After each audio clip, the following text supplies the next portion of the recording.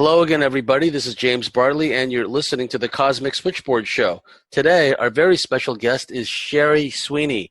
Sherry is a construction engineer, retired. She worked on major construction projects across the United States and abroad for over 30 years. She now resides in Kentucky, where she is building her home and doing organic gardening.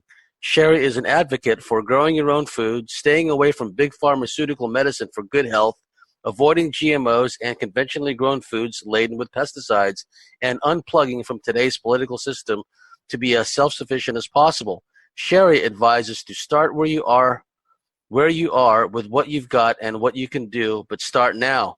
In 1996, Sherry founded the international human rights organization called the Patriot Crusade, which stands for People Aligned to Replace Injustice and Cruelty with Knowledge, which drew millions of visitors from around the world to the cause of prison and court reform in the United States. In 2009, when her husband and best friend, a police officer, pilot, philosopher, and handyman, paid the ultimate price for standing in his integrity against corrupted DOJ officials, Sherry transitioned from prison reform work to searching for the core reasons for this dysfunction, which she saw the tip of the iceberg and only a symptom of a much larger dilemma.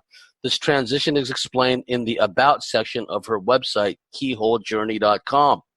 In 2015, she began working as editor for aerospace engineer Clark McClelland, the Stargate Chronicles website, on the last 9 chapters of his book. Sherry is currently working as editor with mental health practitioner Jerry Marzinsky. They've been friends and colleagues for 20 years, helping people eliminate the dark side influences from their lives. So without any further ado, Sherry Swiney, welcome to the Cosmic Switchboard Show. Hi, James, and thank you for having me on. It's a pleasure to be here. The pleasure is all ours, and I was really looking forward to this interview with you, Sherry, because Jerry had touched on the clinical aspects of this and what he'd seen from his 30 years of clinical work with patients as well as with prisoners as far as the phenomenon of intrusive thoughts rather than voices is the term that people commonly use. I like how you differentiate between audible voices and these intrusive thoughts because you're someone who managed to divest yourself of these unwanted thoughts, and you saw for yourself how these thoughts strive to manipulate our behavior and our actions. Could you tell us a bit about yourself, Sherry, and how you came to this realization, starting with your childhood? Yeah, sure. Of course, I had a very ugly childhood. It was very abusive, and that had its consequences later on in life. I was especially abused by my father, who was enamored by the torture methods of the Japanese. This was during the war, during the World War II.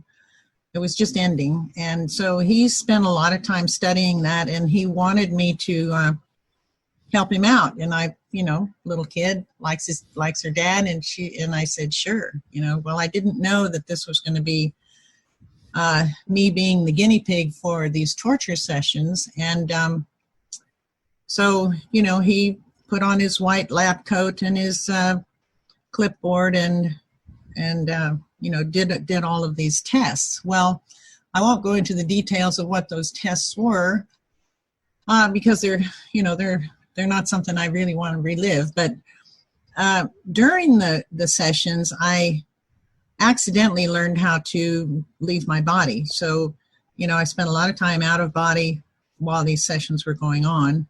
And that was my way of getting through this. Well, finally, the social workers came and took me away and took me to a juvenile detention center to stay there. I was a little over 6 years old, almost 7, when all this happened. And so I stayed 6 months at the juvenile detention center with a lot of delinquent teenagers. I was the youngest one in the group.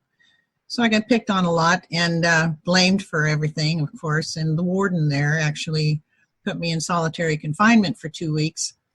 So I spent 2 weeks in solitary confinement without bathroom privileges and very scant food, drinking water out of the sink faucet. And so that gave me a pretty good idea of what some of our prisoners go through when they're in solitary confinement. And then 6 months later, I was taken to an orphanage, Catholic orphanage.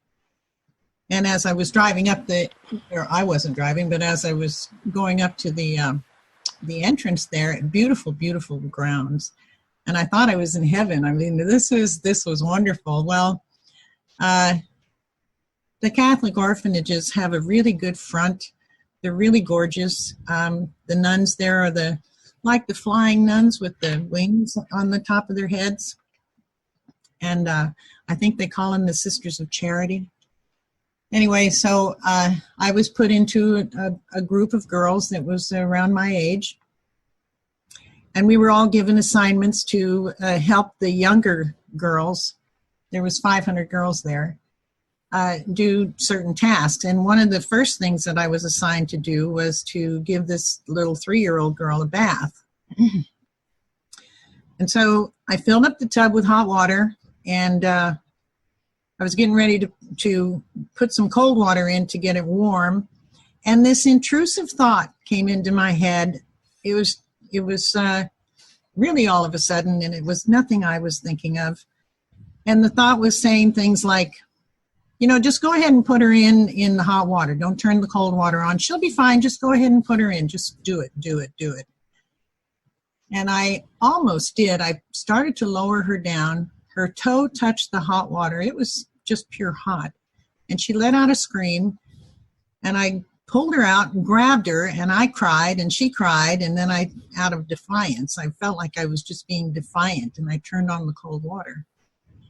And I thought that maybe it was my dad's voice coming to me, or my dad's thoughts coming to me, or some kind of a connection like that.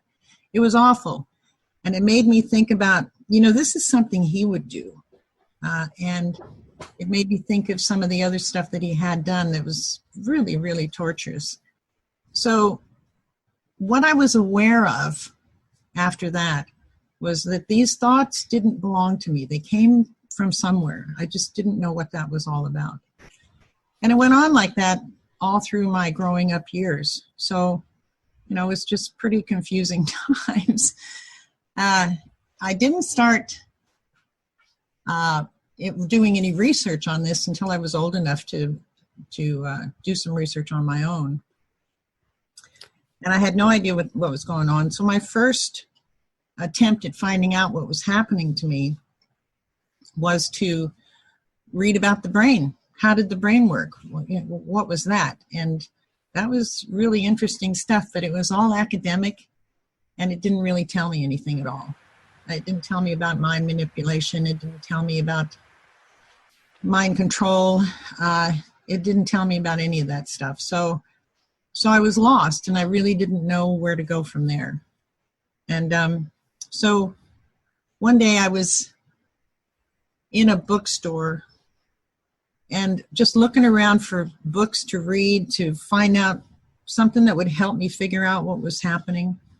And this book fell off the shelf right at my feet. And I leaned down to pick it up and put it back. And but I opened up a page, just, random page, and there was some really what I thought helpful words. So I took the book over to the coffee area and sat there and read for a while to decide if I wanted that book or not. And it was, I think this was in the 70s. And it was a book called Your Erroneous Zones by Wayne Dyer. Never heard of him. And so I decided to go ahead and take the book and read it.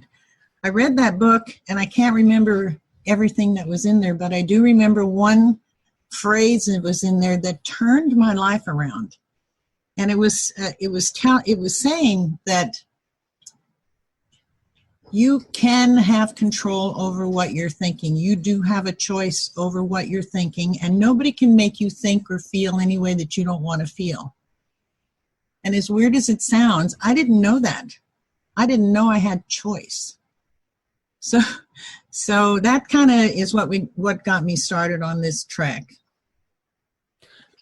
Now, after having read that, going forward, how was your transition? I don't know if you read that once you got into the workforce or after you'd been in the workforce. How did it go from being a little girl from that abusive background, which thankfully you survived, and becoming a young adult and having to, deal with the aftermath of that? Well, my life was pretty messed up. I mean, I had a lot of automatic knee-jerk reactions that I did not want to do. I did not understand. I overreacted on a lot of things. People would say innocent things, and I just misunderstood and overreacted according to the way that I had acted as a kid. And so what I've learned since is that from the age of 0 to 6 or 7, a child's brain is in the theta stage, in the theta state. And that's analogous to a hypnosis state. And during that age and while you're in theta, a child doesn't reason anything. What they do is they take in everything that they see and hear as the truth. And it goes into their subconscious. And it's like a recording. It's just like a tape recorder. And it just plays. And it apparently, from what I've read, from a lot of different sources, primarily Bruce Lipton, who talks about this a lot. We live by our subconscious about 95% of the time. And we are only conscious, meaning being here, being aware of where we are and being here now kind of thing, about 5% of the time. So if we're thinking about anything other than right now, we're working on our subconscious and that 95% of the stuff that got recorded when we were age 0 up to 6 or 7 years old. And so, I mean, there's been a lot of studies on that. And in fact, the Jesuits have said, give me a child when he's until he's 7, and we'll have him for the rest of our lives or his life. So they know this stuff. Well, the dark side knows this stuff too. So everybody goes through this. Everybody goes through this. We're programmed as young children into our subconscious. And it's just like a tape recording. You can't go change it unless you rewrite it or unless you erase it. So, it's like any tape recorder, right? And so that takes some doing, and that takes some getting inside yourself and figuring out, what is on that tape. Well, that's kind of where I went, and spent an awful lot of time watching my thoughts, paying attention to the kinds of knee-jerk reactions I was having, even going to the point of stopping myself mid-action or mid-sentence to say to whoever I was talking to, wait a minute, let me just do a redo on that. I'm going in the wrong direction. So for a while there, I probably drove my friends a little crazy, trying to, while I was trying to figure out what was recording and what was actually now. So it was a pretty confusing time. Well, it sounds like you had developed, a remedial means to deal with this, because a lot of people are unaware of their own thoughts. And if they're unaware of their own thoughts, they're certainly not going to be aware of these intrusive thoughts that exist outside of them that's trying to work its way in. So the fact that you were able to recognize that, hey, some of these thoughts, especially going back to bathing the little girl, that they're not from you, they're from somewhere else, that was a very big start.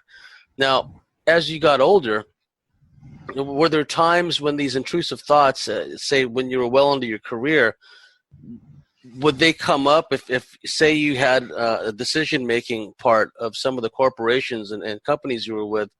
Would there be times of when you're trying to make a decision about something, when hesitancy would kick in, or anxiety or confusion or thoughts would kick in that were kind of detrimental to the whole process? Did anything like that happen? Oh yeah, it happened all the time, and most of it came in the form of being, I would think things. When I say hear, it wasn't audible voices, and I really need to make that distinction because some people do hear voices, but most people only hear their own thoughts, and they're not their own thoughts. But I would hear things like, you can't trust your own opinions. You're not smart enough to figure this out. You'll never figure this out. So I was bound and determined to do the opposite of that, to see if I could figure it out. I would test myself all the time to see if I could figure something out. That's how I went about it in life until I knew that my own capabilities. And one of the issues and challenges that people who have had an abusive background, abusive childhood, have to deal with is, trust issues with. And for the benefit of our listeners, the odd sounds in the background are like a heating system or something at Sherry's end. So we really can't do anything about that. So we just got to, slog through it. It won't last for that long. The trust issues which people develop, understandably, because if one's own father, as in your case, would be abusive to you, that has a way of shattering the trust that you may have to develop with someone else, not just in an intimate sense, but in a business sense, a work colleague situation sense. And you made a very good point about the years 0 to 7, where so much of this is imprinted into us for the good or the bad. So how did the concept of developing trust and learning to develop intimacy with people, did that become an issue, and did the thoughts play a role in that as well? Yeah, part of it was mind control, and the other part of it is the thoughts. The way I'm looking at it is, first I went through this mind control and needed to undo all of that. The thing is, I couldn't talk to anybody about this because I really was afraid that I would get locked up and thrown away into an institution and just drugged half to death or drugged into oblivion. So there wasn't anybody I could trust to tell them what I was going through. And so I didn't have any help from anyone. I had to figure this out on my own through whatever books or studies that I could find. So there's the brainwashing or the mind control that I went through, and I think we all go through the programming. Everybody's programmed one degree or another, and so mine was pretty severe. The message that I got, see, what happened was after the torture sessions, and there I was in a whole bunch of pain, or needed to be stitched up or wrapped up or something like that. Then my father would take me on his lap and tell me that I did such a good job with being his patient, and then he would rock me to sleep. And so what the message I got was, if I want to be loved, first I have to be tortured. Uh-huh. And so I kind of went through life like that. And I think that we put out a frequency. I used to call it, it seems like I have a sign on my back that says, kick me, torture me, I'm not worth living, kind of thing. Because I seem to attract those kinds of people into my life. And so I think what happens is when you go through life feeling a certain way, you actually are putting out a frequency, a vibration of what you're thinking and how you're feeling about yourself and the world. And whatever message you got when you were, just a young child in that theta stage. And believe it or not, other people pick up on that who are inclined to do those kinds of things. So the frequencies kind of, attract each other, and the dark side helps as much as they possibly can to get that influence across. Yes. So So it's a catch-22. So while during the time that I was not aware of this, life was a mess. But when I did become aware of it, my cat's talking to me in the background. When I did become aware of it, it was a real struggle to make myself see that that's what I was putting out, and to get into myself to change that. That was really difficult. Well, I was working at it so hard and so diligently that I think the universe just decided to help me out, because my boss came to me one day and said, we just got a contract to write a particular program for a water district, and would you like to learn how to do computer programming? And I said, yeah, I'd love it. So they sent me to class, and I learned how to do computer programming, and in the process of doing that, I began to realize that, our brains work similar to computer programs in that they can be programmed. They're not like computers, but the fact that the brain can be programmed makes it analogous to a computer programmer, right? Making a computer do what it wants to do. So I started looking at it that way, and I got to thinking, if the mind can be programmed, I wonder if I can rewrite the code that's in there, thinking about it as a computer programmer. And so I worked on that for, over a year, I guess. And I decided that the code in the brain program was just way too complicated to try to rewrite that or edit that. So I decided that, okay, let me do this differently. What if instead of following a program, I decide to not follow that program, but to create a new program and follow that one instead? And the theory was that if I did that enough, maybe the old program would atrophy and no longer work, be like, just shutting it down. And so I worked on that for a couple of years, and it worked. Every time I did that, I had to do it over and over and over again until it became automatic. It's like, it would be like learning how to play the piano. The first time you sit down, you don't know where to go. You don't know where your fingers go. You don't know what the notes are. And you practice and you practice and you practice, and pretty soon you don't even have to think about it. It looks easy. And same with any kind of instrument. So same with driving a car. So first time you get in a car, you have to learn where everything is. You have to learn how to make it go. You have to learn how to make it stop without throwing you through the windshield wiper or the windshield. And pretty soon it becomes an automatic thing. So that's what I did with this, working with a brand new program. I wrote it up because a lot of people were interested in trying it and working with their own selves. And so I called it the That's a Lie program. Because what I realized along the way is that everything that was ever told to me about who I am is a flat out lie. Yes. So that became the thing that I did. And it took a long time for me to get to the point where it's an automatic thing. And I can tell now, of course, I've been doing this for a long time. I can tell now when a thought doesn't belong to me. It doesn't happen very often now, but every once in a while something will pop in. It's like, oh, hello, it's you. Have a good day. I mean, I don't have any kind of negative reaction toward it at all, because I recognize what it is.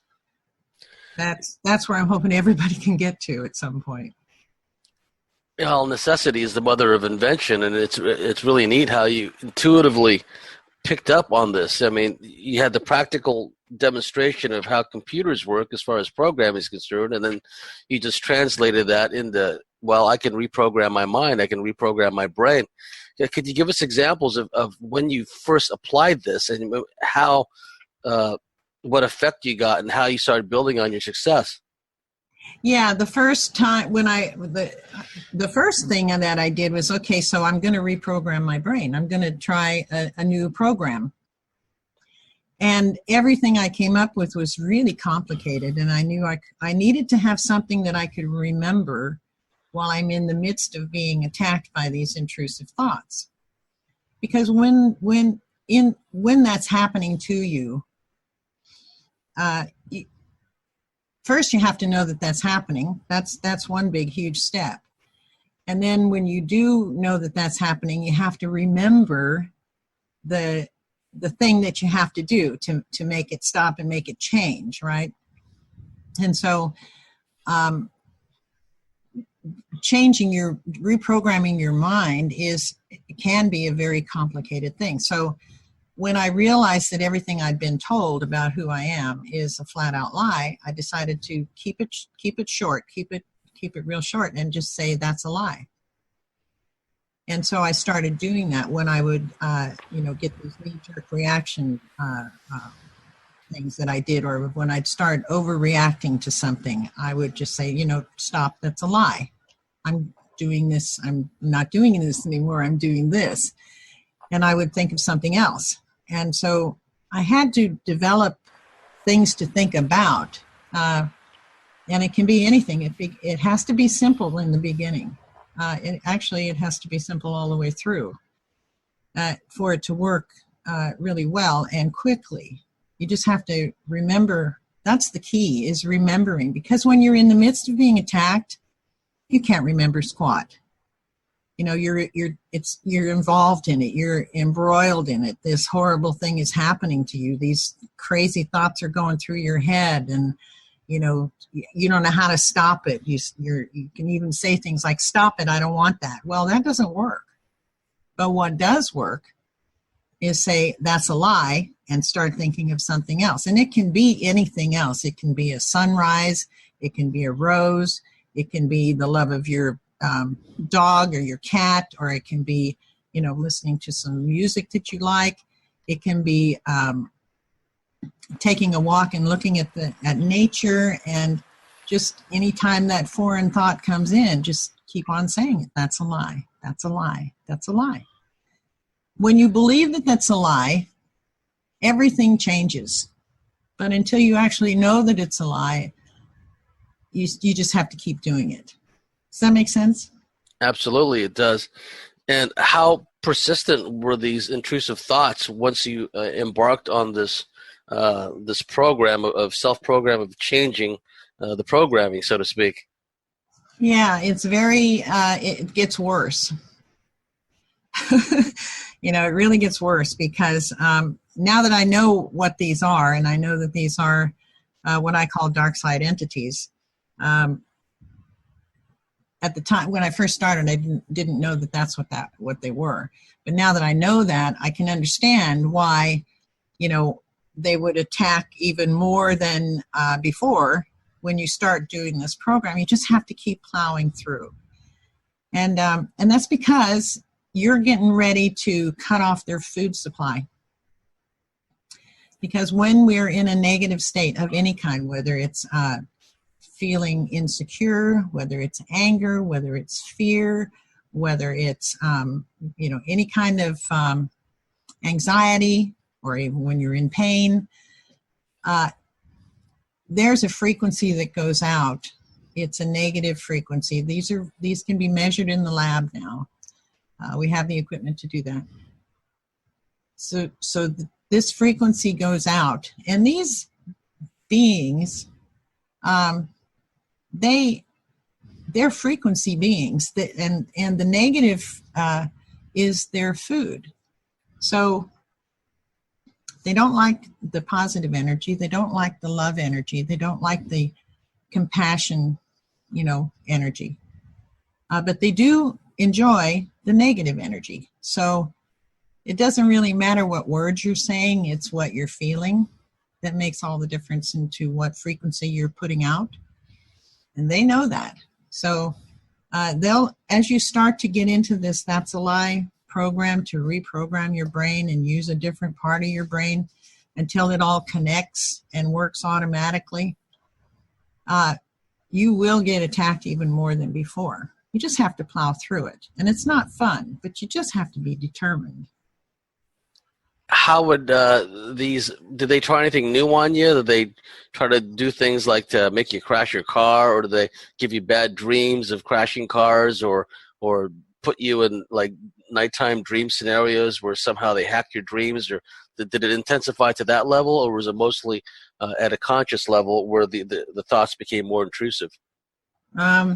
Nothing physical for me. I've heard of it being physical for other people, you know, like crashing cars and things like that. I don't know that they can actually do that. That's a mindset to make you want to crash a car. But I'll tell you what, I have heard, and I've even had this happen to me before, where I'm driving down the road and all of a sudden a thought would pop in that would say, I wonder what would happen if I drove into the oncoming lane. Yeah. It's like, okay, well, I'm not doing that. You know, that's really a big lie. And so, but and I've had other friends even tell me, you know, I had the weirdest thing happen to me. I'm driving down the road, minding my own business. I'm going to go see some friends. I'm going to go grocery shopping or whatever.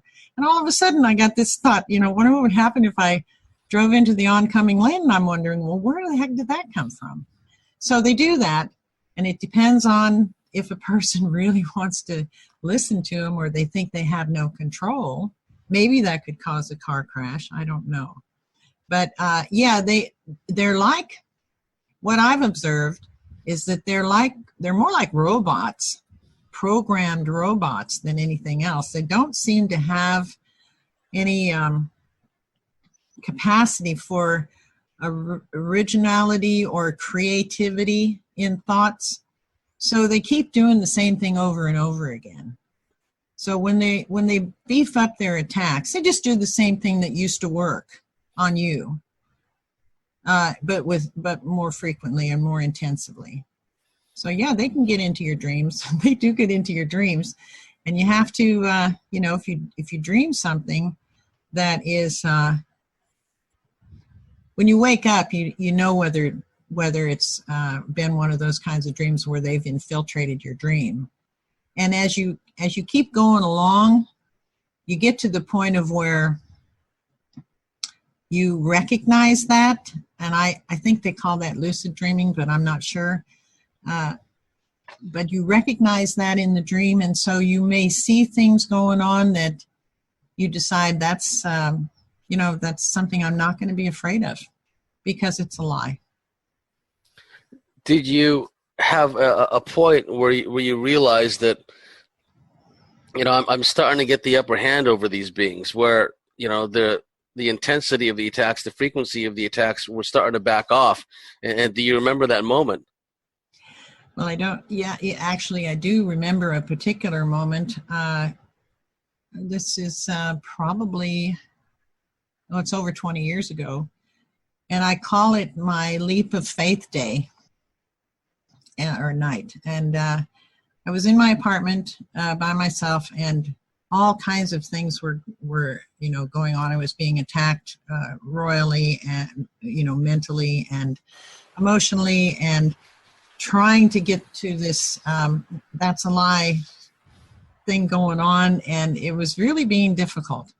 And so I decided, and the big thing that was coming to me was, you can't do this, because if you do this, we're all going to die. Like, who's we? You know, who's we? Not my problem, pal. Yeah, not my problem. Okay, you want to die? That's fine. I'm doing it anyway. You know, so screw you. So, yeah, that was my mindset of, you know, I was so determined to do this, that, and to keep on going. And I was, you know, that was interesting that they were finally getting to that point of, you know, if you do this, we're going to die. And I did actually say out loud, because I was by myself in my apartment, so good thing. And I said, you know, well, if you're going to die, that's fine with me. I'm going anyway. And then the next thing that was coming to mind was, well, you can't do this because what will everybody else say? They'll just think you're crazy. Like, you know, I'm tired of what other people think. I'm tired of being afraid of what other people think, and I'm doing this anyway. If yes. you think If they think I'm crazy, that's up to them, not me, you know. So none of the stuff that they were throwing at me worked anymore. It used to work, and it stopped me from doing a lot of things. You know, I was so other directed prior to all of that it was pretty amazing. You know, I couldn't think on my own 2 feet. You know, I was so afraid of what other people would think. And, you know, you just have to realize that all of that is a lie. That's the programming that you get. And that is what they feed off of. When you were alone is when you made your most significant strides. When I'm guessing that perhaps when you were with these abusive males that, you know, energetically and through the pre-programming were not only drawn to you but also sent your way. I'm sure that was a part of it too.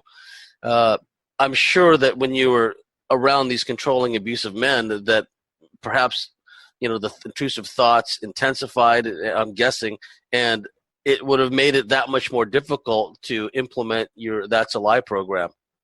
Oh, yeah, it was. And because they were like the living embodiment of these thoughts. Yes.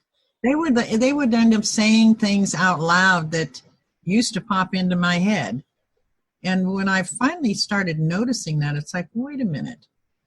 Okay, so maybe they're influencing them to act this way toward me. And one of the things that did happen with the people that I was with is when I decided to change my own way of being things and my own way of looking at things, that's when I ended up being in physical danger by them. By the men that I was with. So, you know, it was not fun. But I realized one day, you know, if I don't do this, my spirit's going to die. And I'm not going to let that happen. I'm just not going to let that happen. My body might die and that's fine, but I'm not going to let my spirit die. And so, you know, I just took that leap, took that step, and decided that from now on, from this moment on, I'm not going to budge. I'm just going to keep with the That's a Lie program, no matter what happens, no matter what anybody says. And so that's the kind of diligence that a person needs to do when they're being severely attacked. Did you notice that once you began to see success with the That's a Lie program, and after you'd detach from some of these controlling abusive men who seemed to be under the malign influence of these entities that were behind these intrusive thoughts, did you notice that you just weren't meeting these kinds of men anymore? Absolutely. And I have to back up and just say that one of the things that I got to, one of the states of mind that I got to was realizing that, okay, I've done the That's a Lie program and it's worked. And I'm no longer being bombarded by these intrusive thoughts.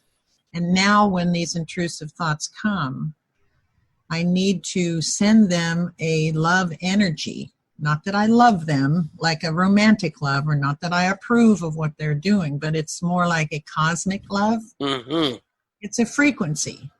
And what I noticed when I did that, all I said was, you know, I send you love. Vanish immediately. They vanish immediately. They cannot stick around with that. So apparently it's a poison to them or something. Yes, I've heard of similar techniques. I've blessed negative entities in my presence, first in my thoughts, and then when I could break the paralysis, because I would just keep thinking, bless you, bless you, bless you. And if I had the ability to formulate a smile, you know, break the paralysis enough to make a physical smile, however slight, and then if I can visualize a pink glow emanating from my heart center, just filling up the whole room, all the time, just putting out the bless you, bless you, bless you message, and really mean it, I can sometimes get them to back off long enough for the paralysis to break, and then I'm turning on the light and I'm walking around the room or the house, and I'm still saying out loud now, because the paralysis is broke, bless you, and I really mean it. I want them I want them to have the opportunity to get off the treadmill and continue their spiritual journey or not. I don't really want them to back off, but it would be added bonus if they took the hint and, just change their ways. So I can relate to the "I send you love" message that you sent to them, and how in some cases it seems like it's like kryptonite to them. It is like kryptonite to them. And I agree with you that if there's some way to get them off that treadmill, that would be wonderful. It'd be good for them, really good for us. But if they're not going to do that, then we need to starve them. Yes. So they can either here's their options as far as I'm concerned. They can we can put out the love energy. We can tell them we recognize who they are and that all of this is a lie, and starve them. Or if they're feeling starved, they can leave, or they can get off the treadmill and realize that they don't have to have negative energy for food. They get plenty of energy from the universe without taking it from anybody else. Yes, yes. They don't need anybody else to feed. It's not, they're acting, they're not, I don't look at them anymore as evil. And that's because to me, they're so robotic, and they're more like some critter that's acting instinctually, like a flea or a mosquito. Or a leech. They don't attack you because they hate you. They attack you because you smell good. Yes. And so there's no malevolence in them, in those critters, those insect critters, for doing that. And so now I'm looking at these entities more along those lines. Yes, because I've seen this with certain types of non-human entities where they do things by rote, Sherry. They tend to do things that have worked for them on other people in the past. And it's kind of like a broken record syndrome for you over 40s out there that remember the vinyl LPs, where they would just be the skip and the same thing would play over and over, because I guess they've gotten such good results from their standpoint off others in the past that they're just going to keep trying it on you, for example, or for me. And then when it doesn't work, they just move on, to greener pastures. Yeah, and I've even had them when something doesn't work with me that used to work with me. They come back with the same thing again and again and again. It's kind of like, to me, it's like a Monty Python sketch, that's, terrifically ridiculous. And yeah, so, like the abuse office, where someone walks in and just starts screaming at you. And I know what you mean. Now, one of the problems that people have when they're dealing with these intrusive thoughts is that sometimes these intrusive thoughts try to goad or otherwise influence them into getting involved with substance abuse, whether it's pill popping, pharmaceuticals, whether it's alcohol, illicit drug abuse. Did they try that technique on you? They try to guide you in that direction? Well, sort of. I mean, I didn't get into drugs in an abusive way. Although I did experiment with several different kinds of drugs, and I did really like them. And so thankfully I didn't get into that. But they were introduced to me, saying, oh, this is great, you got to try it, blah, blah, blah. And so I'd say, okay, fine, and I'd try it. And then it's like, okay, so I don't really like this. And so I didn't go any further with it. So I'm really blessed that way, and I'm very, very thankful that that's what happened to me, because I know that doesn't happen to everybody. And so, that just didn't happen. I liked marijuana a lot, and but I never did. I didn't have it enough to really get hooked on it, and I don't think you can get hooked on it anyway. And I really appreciate that plant because of all the wonderful things that it can do for people. I mean, yes. we have actual receptors in our body that are designed to take that in and heal. So yes, and there's no denying the healing properties of that plant, which is why they go to such strenuous efforts to make it illegal and make it difficult for people who want to use it as a healing modality. Yeah, I mean, we have a guy in the White House right now who used to be the Attorney General for Alabama. And, he's really off of his rocker for wanting to take the medical marijuana away from little children that need it for their chronic asthma, their attacks, and so their epilepsy and so on like that. And it is working, and it's not the kind that has the THC in it. And so, but he still wants to take that away from them. I mean, that's really Jeff Sessions. That's the guy who's really bonkers as far as I'm concerned. Yes, definitely. Yeah, he was like that in Alabama too. So, he just took it with him to the White House. But see, what we're dealing with is a frequency war. Everything is a frequency. You know Absolutely, that. Yeah. Thoughts are frequencies. Feelings are frequencies. Emotions are frequencies. Life itself is a frequency. And perception is the real key to everything. And like David Icke talks about how our perception is being hacked, I agree with that. Oh yeah, it's the consciousness is being muted and hacked constantly. Yeah, so it's our perception. Like, if you want to think of these entities as evil, well, there's going to be a fear factor in there for thinking that. And so that's why I think it's important to call them out as liars, realize that they're lying to you, and then actually get to the point where you can send them that cosmic love. There's no fear in that, and there's no negative frequency in that. So you're not interesting to them anymore. They have no power of their own.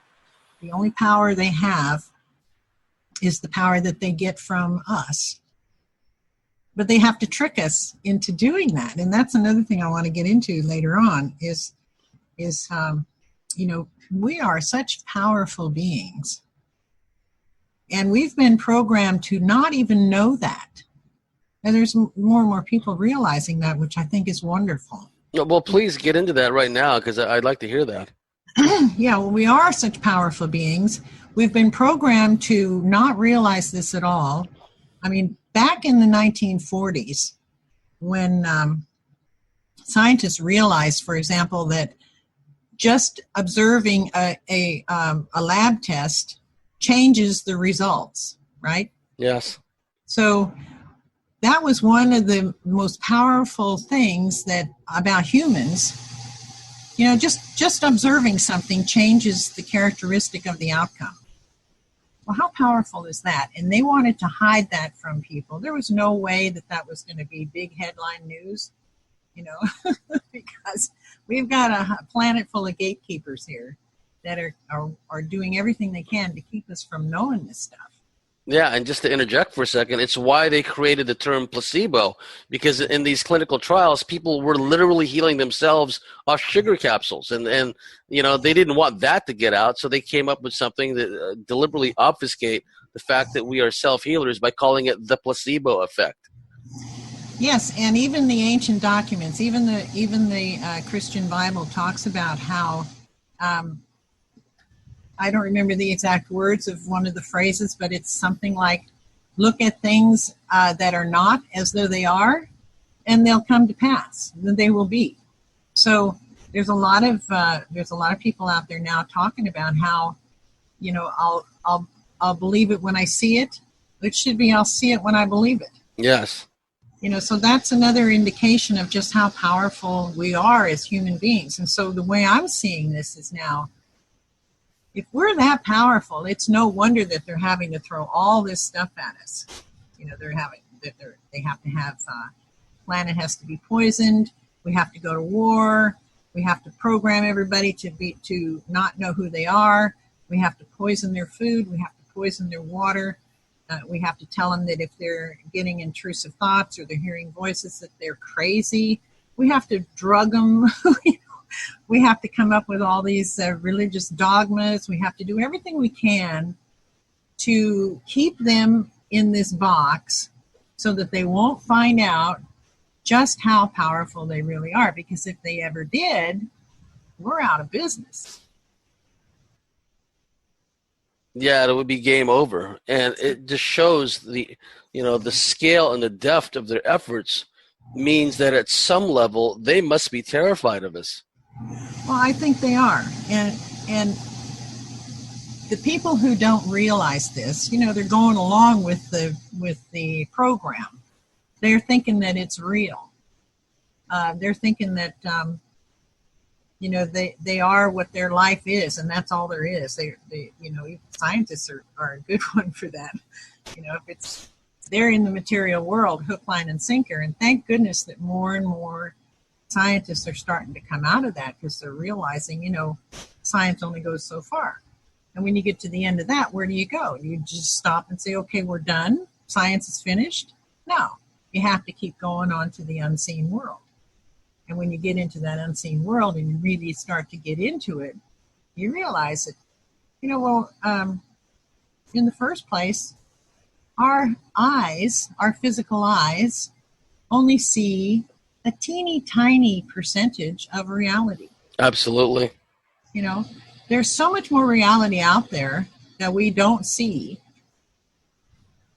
And that we have to get out there. We have to realize that that's the truth. So we have to go beyond our physical eyesight. We have to get in touch with our emotions and our feelings, because those are frequencies that are going out to the whole universe. So the gatekeepers know this. The entities know this. The physical gatekeepers, like the psychiatrists that Jerry talks about, or the prison system that I know about, they're just as stuck in the 3D physical world as anybody else. But the ones that are influencing them, they know all this stuff. You see what I'm saying? Absolutely. And one of the things that I see is this feedback loop begins to grow upon itself, and how they try to instill. You already talked about the first several years, the formative years of our lives, and how we're so subjected to all kinds of stuff, hammered by the medical field, hammered by the schools, the indoctrination in the schools. And then as we get older and become, it's not so much a question of us becoming more aware. I'm looking at it from the perspective of younger people today, millennials and Generation Xers before them, whatever they're called, where they don't have a frame of reference, Sherry. All they know is wars. All they know is these rampaging epidemics that are breaking out all over the place. All they know is terrorism. All they know is, another flu outbreak. You got to get your flu shot. So they're constantly hammered, and the common denominator is fear, fear, fear. Keep looking to the system for help, for handouts. And when we get into that stage where every thought, every action, every course of acts we take is predicated on this need to alleviate this fear. Everything is done to make us less fearful and make us feel more safe. It'll have that cyclic effect of just plugging us in further and further and further, because that's where these intrusive thoughts really come into their own, I believe. Because the media, the drumbeat way, they keep hammering the same messages over and over. It instills these OCD thought loops. And the way the media and the way the cinema operate also, they operate in sound bites, in slogans, in endless repetition. So more than ever, we need to detach from that and really begin to get into our own space, get out of our headspace, and be grounded. And so I can see how in your progression, Sherry, that took you full circle back to nature. It took you back to working with plants and gardening and becoming one with the environment and grounding yourself in a very big way. Oh, absolutely. And, we can't expect all humans on this planet to make that kind of full circle. There they're not remembering who they are, and the society, the system, the establishment, whatever you want to call it, is doing everything possible to keep everyone from remembering all those things that we are. And so the tricks that they're playing are horrendous. I mean, some of them are just, they're everywhere from subtle to grotesque. And this is all, these establishments are, they're influenced, as far as I can tell. They're influenced because they're not remembering who they are either. Yes. So they're influenced by this, these entities, these invisible entities. We can call them dark side entities for now because that's where they live. So they're influenced by these dark side entities to forget who they are too, to not remember who they are. We want to make sure this establishment doesn't know who they are, because as soon as they start remembering who they are, they're not going to be dishing out all the baloney that's going on, all the lies that the young people who are between these ages of 0 to 6 or 7 years old, working in the theta hypnotic brain state, they can't know the difference as in that state. They only know their tape recorder is just recording everything that they're seeing and everything that they're hearing and everything that they're feeling. And so by the time they grow up, or by the time they become teenagers and start to use different states of mind, they're already programmed. So that's the rub. I mean, that's the hard thing to get over. And I want everybody to know that, because it's a difficult thing to overcome. You know, you can't just say, oh, I'm going to change. I've seen a lot of people do this, and I've done it myself, where, oh, I'm going to change, and tomorrow or even tonight I'm going to be different. Well, it doesn't work that way. You know, this is a computer. This is analogous to a computer program, and so you have to really work consistently at it. You don't even have to believe it to begin with, because you just have to start telling the subconscious, talking to the subconscious, having a lot of self-talk. I need a drink of water, just a minute. Having a lot of self-talk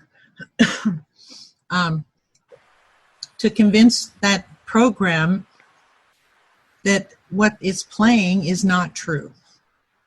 And it has to be over and over and over again. Well, you've proven, Sherry, that it works, and all one winner needs to know is that another winner did it first. So you've blazed the trail for people to follow. I've seen the insidious effects of these voices. I've had people in my extended family that were constantly talking to themselves, and they would just have a flash of anger because some random intrusive thought would come in. Not really random, but some intrusive thought would come in, and it would set them off, and they would have a physical reaction from it. Mm-hmm. And they would seem to be sitting there berating themselves or telling the voice or whatever to shut up. So I've seen for myself how this process of wearing a person down, breaking them down until they're basically opened up, and the entities basically take over that person and basically guide that person's destiny to wherever these entities want to take it. Well, we've reached the end of a fascinating first half, Sherry. Can you give us your website? Yes, it's www.keyholejourney.com. And everything that we're talking about, there's a whole bunch of topics there. Just click on the topics link, and there'll be a whole list of different topics that you can research yourself. We've reached the end of the first segment with Sherry Swiney. If you like what we do, if you believe in what we do, please go to thecosmicswitchboard.com, sign up, and become a member, and we'll see you at the top of the next hour.